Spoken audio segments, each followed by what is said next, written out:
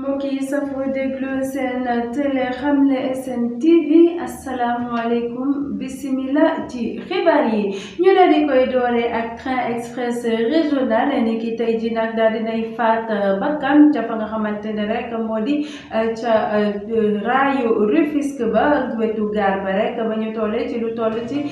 ñetti téeméeri mètre foofee nag daal gannaaw ba mu fiiree ab benn waay kooku dafa daal di faatu ci saas yi ba tax na sax dañoo tëjoon li nga xamante ne rek moo di raay bi jëm diggante Rufisque ak Diamniadio ni ki tey ji lañu daal di tàmbale tamit li nga xamante ne rek moo di liggéeyu autorail bi nga xamante ne moo jëm ci Dakar Tambacounda di jëmee ci wàllum koom desandi ba léegi ak nguur gi ak li nga xamante ne moo di banque africaine bu développement di BAD ñoom nag daal di nañu xaatim ab déggoo goo xamante ne rek day jëm ci benn pàcc bu ñeel programme national de développement intégré boo xamante ne rek mu ngi ëmb lii di càmm gi fii ci mim réew waaye itam lu ñeel taxawal lii di autoroute Dakar Tivaouane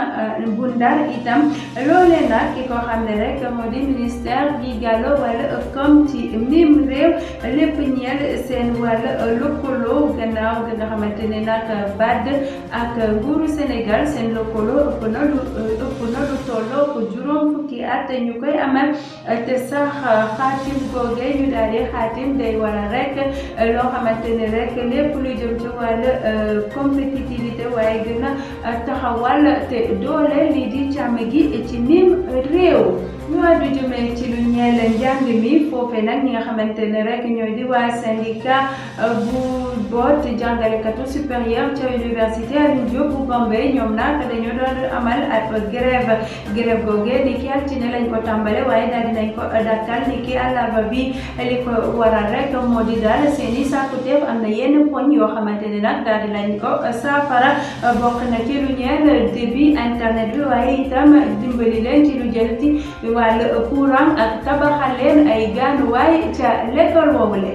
addu jëmee ci xibaaru bitim réew ñu doore ke ca Burkina foofee nag ñii di fipp yi dañ fa amal ab cong boo xamante ne gën gaa néew lu tolloog juróom benn doomu aadama daal dinañ ci faatu bokk na ci ñett ñoo xamante ñu ngi bootu ci l'armée bi loolee nag tax na daal ca Burkina nga xamante ne ca diggu Burkina jàpp fépp Burkina la ñu amal li nga xamante ne moo di cong yooyu leen nag amal nañ fa ay jumtukaay yu bëri yoo xamante ne yu am solo yu takku yu daal di yàqu bokk na ci ay kër yoo xamante ne lakk nañ ba doon doom te ñi nga xamante ne ñoo di woy fipp yi ñoo ko amal ay doomu aadama tamit yu bëri daal di nañ ci amee ay gaañu yu méttee métti ñu àddu jëmee ci tàggat yaram ngir daal di jeexal xibaar yi Bombardier Tapha Tine ñu ngi ko jàpp fukki fan ak ñaar ci weerum février bi ci loolee nag ay fan des ci seen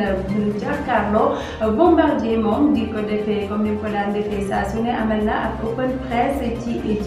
jamono am ca stade Caroline Faye bu Mbour ci loolee daal dinay xamle niñ ko defee woon atum 2012 moom Tapha Tine gannaaw ba ñu janoowee xeex bu metti la woon te deret bu bëri tuuru woon xamle na ne bi yoon itam du maye dara moom it dina xeex li mu mën def kem kàttanam ba tax na mu artu Tapha Tine mbokk yi safoo seetaan Xamle SN TV ñu ngi rafetlu seen ànd ak ñun di leen dig daje ni ki suba si waxtu bi jàngeen jëf